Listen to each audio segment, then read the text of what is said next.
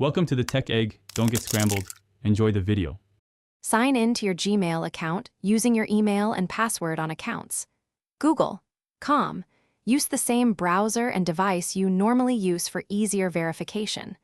Open the Google account menu, then click Personal Info to manage contact details. Scroll to the phone section and tap the listed number to open edit options.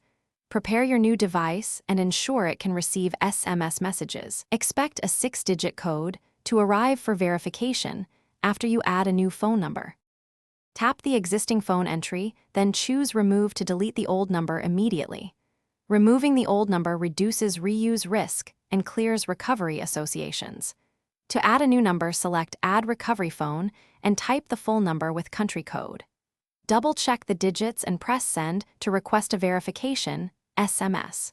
Receive the 6-digit code on your new device and enter it exactly as shown. Confirm the change and wait for the account to update across Google services.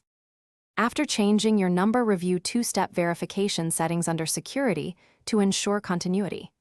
Update the phone used for authentication and add a backup method like an authenticator app.